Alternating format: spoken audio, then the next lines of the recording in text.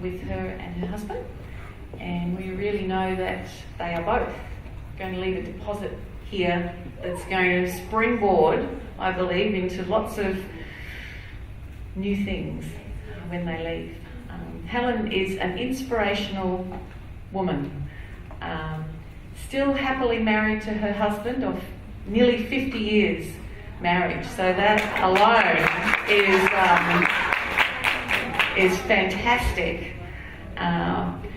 She also has built with her husband a significant church in Melbourne, developed a range of courses that she'll maybe mention a little bit about, but that are really helping change people's lives, not just here in Australia, but overseas. And Helen and her husband have really put them together. Also, she has a master's in counselling and has just completed a master's in sexual health. So she is very knowledgeable, but also has just amazing wisdom, very down to earth, and we are just going to soak up everything that she says today. So please give her a warm welcome as she comes.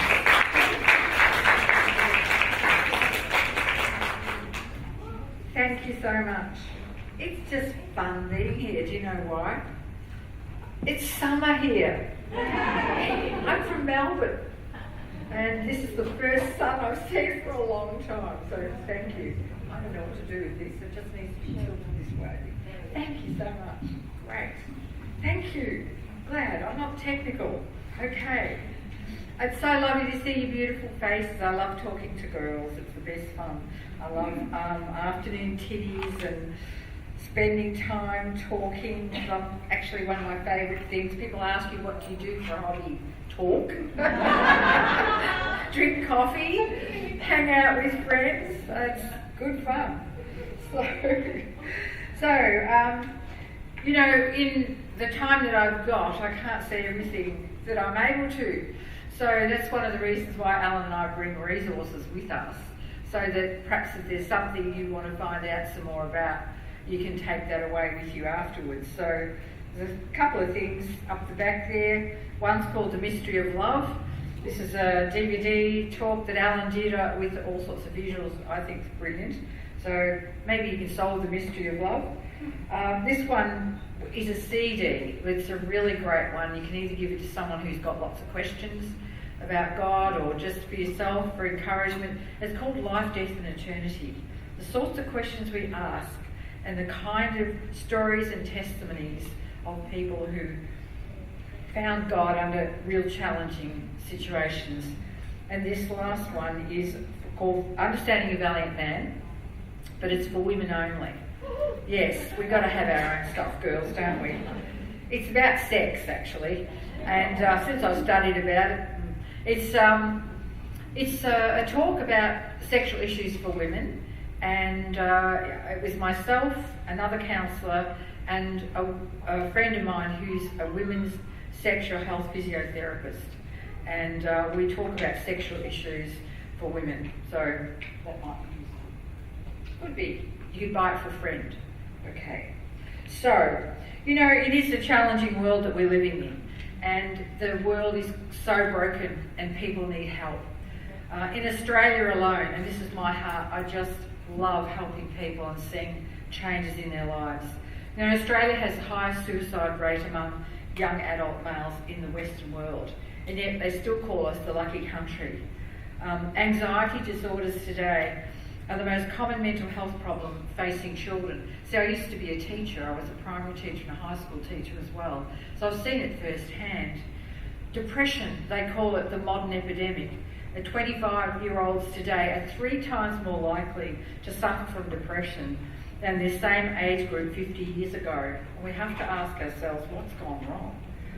Alcohol abuse, 20% of males and females aged 18 to 25, and drinking in the high risk range. There's violent crimes on the increase, addictive behaviours, sexual addiction, gambling addiction. They're really damaging our community.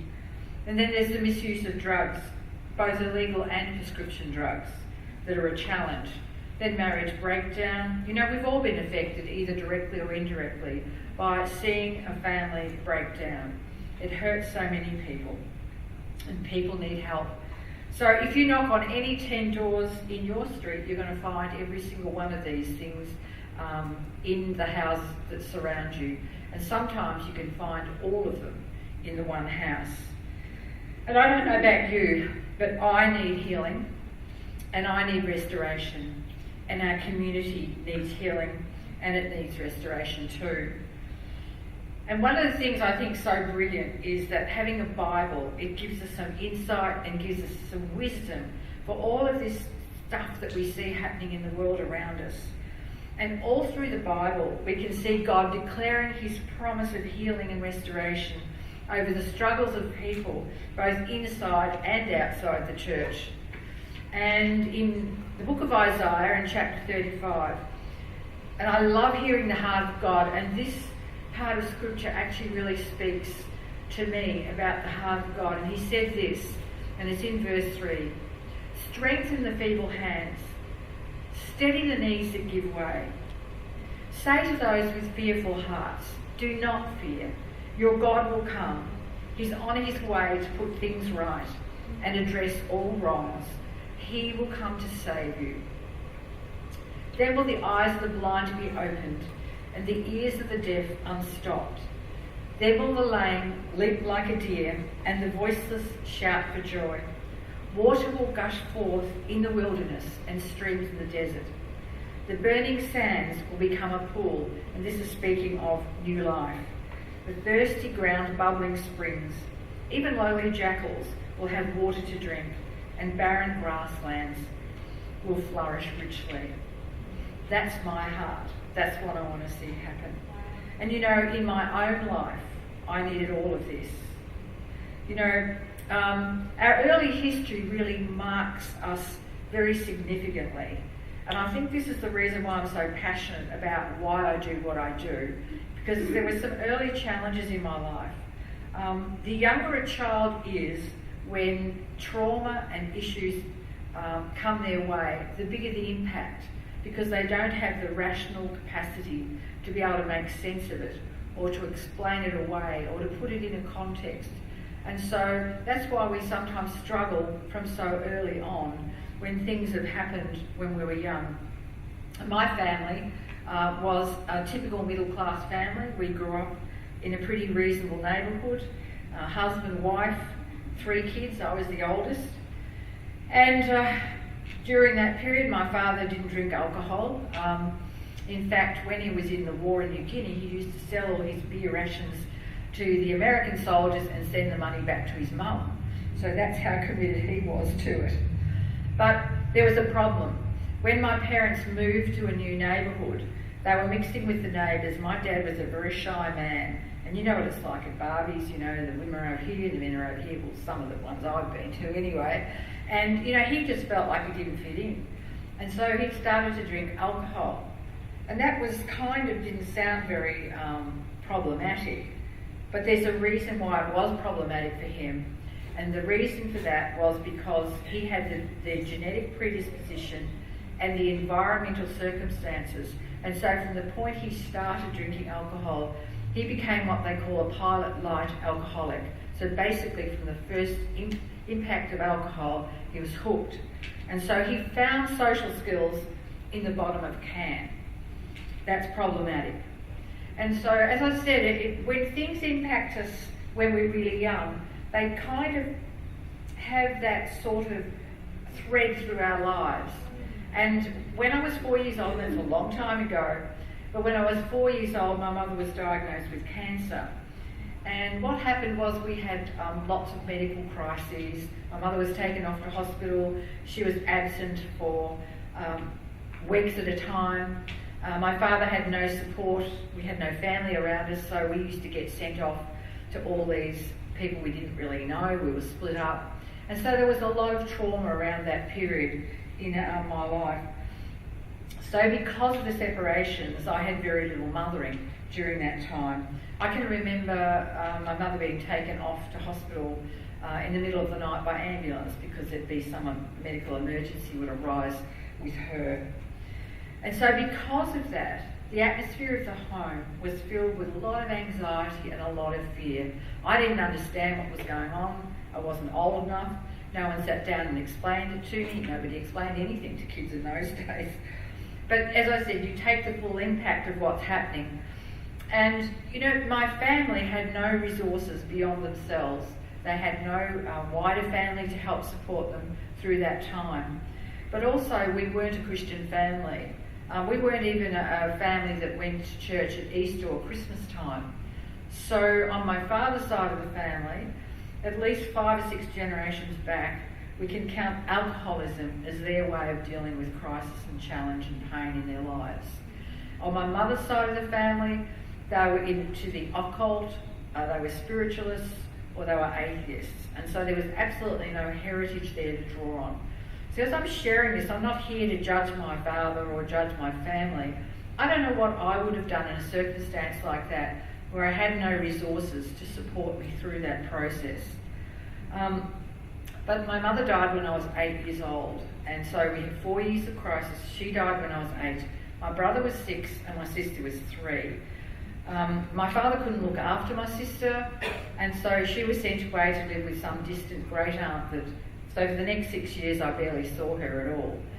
And so I can remember at the age of 8, getting up at 7 o'clock in the morning. My father would have gone to work, getting my brother ready for school, walking him to school, picking him up at the school gate after school and walking him back home again, and to an empty house, and waiting for my father to come home from work.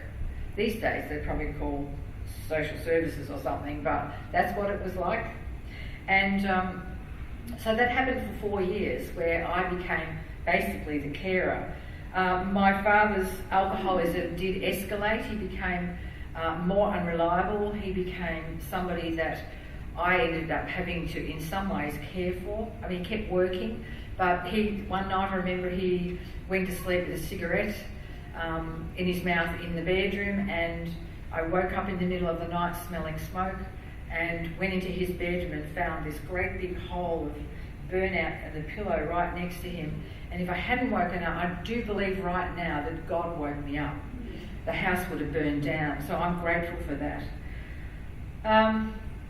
So I can remember when I was 4 years old meeting Jesus in my backyard.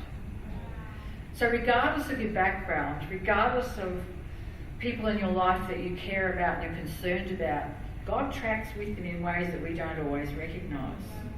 And I can remember, I could tell you exactly where I was standing when I was 4 years old in my backyard, and Jesus appeared. I couldn't tell you exactly everything he looked like, but I knew who he was. I just knew. And I knew that I had this friend. I had this comfort and this strength from somebody who was there, going to be there for me. So through those years of trauma and anxiety and issues going on, I knew there was a friend there, not fully understanding everything that it meant. But after 4 years, my father remarried, and he married somebody who had all kinds of personality issues. And so that was out of the frying pan into the fire. And so that was, again, not a very nurturing or helpful sort of environment to be in. I remember she used to hide the food, and you'd come home from school looking for something to eat, and there'd be nothing there. She would have hidden it all. I wish someone would do that now, actually. I think that'd help. Anyway, we won't go there, will we? So, but, you know, there was violence in the home. It wasn't my father to my stepmother, but it was my father to us kids. He just couldn't cope. And so I had such an urge to run away and leave school. I had an urge to leave home. And something kept me at home. And I know, again, it was the Holy Spirit wanting me to stay home and finish my schooling. I actually found a little church. I found a little Anglican church when I was about 12. I found a little Anglican church up the road, and I used to sneak out of the house on Sunday mornings to go to church. Imagine a teenager sneaking out of the house to go to church. Yeah, because I would have gotten really big trouble if I'd woken anybody up. And so there was a wonderful minister there who believed in the laying on of hands, who believed in the power of prayer, who believed that God spoke to you. And I remember him coming into the children's church and handing out pieces of paper and saying, now I want you to pray to God, and when you've finished, I want you to write down what he says to you. So right from a very early age, I was introduced to the prophetic, to the power of God through this tiny little Anglican church and these wonderful minister and his wife. They were just beautiful people. But so even through those years, something made me stay at school. I did very well at school. I was a top student, dux on my school and all that sort of thing.